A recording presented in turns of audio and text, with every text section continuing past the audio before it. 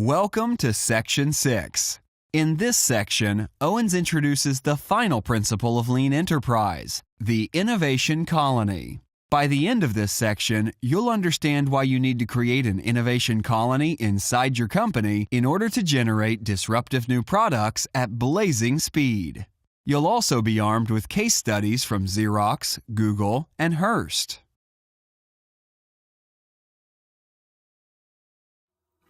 The third idea here is my favorite.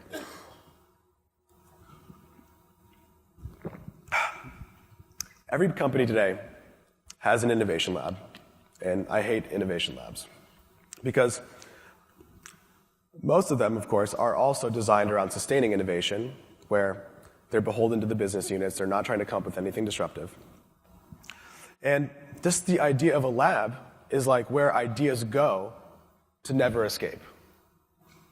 So when studying the different structures that companies have used to bring the ideas to market, we've identified a few different structures that work really well, and we've coined this innovation colony. The idea is that it's invoking the idea of when established countries were looking for economic advantage, and they sailed the distant shores, and they founded new nations.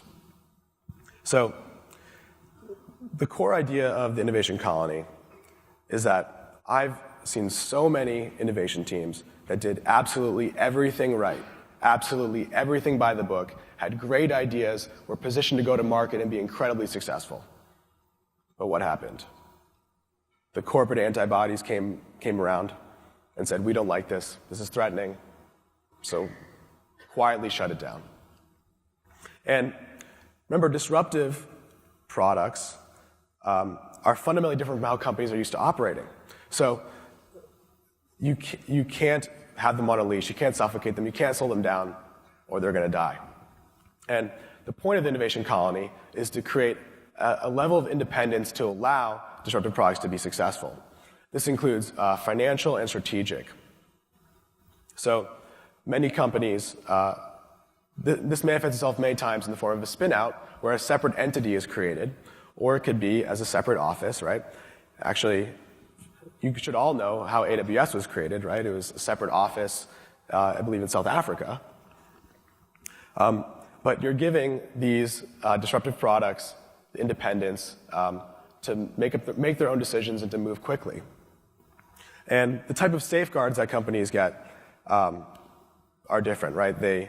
Most of the time they have financial safeguards where they are a investor, and so they have board rights or voter privileges, and also social.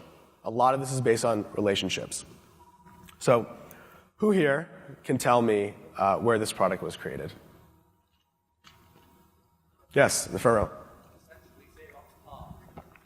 Yes. Right? Xerox created the technology behind the Macintosh. In 1979, Steve Jobs visited Xerox and said, hey guys, can I borrow this graphical user interface? Can I borrow this mouse? These are great ideas. And they said, sure, Steve, go ahead and borrow them. And as we know where Apple is today, and we know where Xerox is today. And this is what I see with almost every innovation lab, is that the ideas never leave unless Steve Jobs borrows them. And this is a well-known story, but you may not know that there's a couple other examples of Xerox PARC. Has anyone ever heard of Ethernet? Ethernet was developed in 1973 by Bob Metcalf, a researcher at Xerox. He tried to convince executives for 6 years to do something with it. He was downloading, I believe it was 3 megabits a second or something like that, maybe a minute. But he was watching Netflix in 1970. And the executives wouldn't do anything with the technology. So he actually left and started a company called 3Com, which later went public. And there's another example. The graphical software that ended up founding Adobe. Researchers were there for 5 years, and Xerox wouldn't do anything with it. Executives said, oh, this isn't core to what we do today. This isn't core to our identity. It's not, we don't have a strategic advantage in it. We're not going to do anything with it, right? So there was no incentive to commercialize technology. And about 5 years later, a book was written by two McKinsey consultants called Fumbling the Future, which featured Xerox. And finally, when two McKinsey consultants wrote about it, the executives decided to do something about it. And they founded Xerox Technology Ventures. And Xerox Technology Ventures was an internal venture fund. That's probably the best way to describe it, as an internal venture fund. And basically, they had $30 million in funding, which is not a lot in that time period. This is in the late 80s. And they could write a $2 million check to researchers to get them started without any approval. And they had internal access to sales teams and marketing teams and a lot of internal resources. And so this is how the new entities worked. They were separate companies. Xerox had 80% of the ownership. The researchers got 20% of the ownership. And they funded several businesses. They worked with other venture capitalists in Silicon Valley. In 7 years, guess what happened with this? The value of their portfolio and the companies they wrote the first check in was worth more than Xerox after 7 years. Okay? Doing these spin-outs.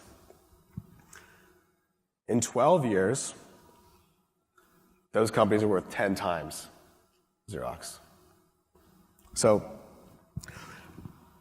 giving companies independence and working with outside investors allowed them to reach success. And my favorite part of this story is that at the same exact time frame, there were many internal innovation teams. Guess how many of those internal innovation teams were successful?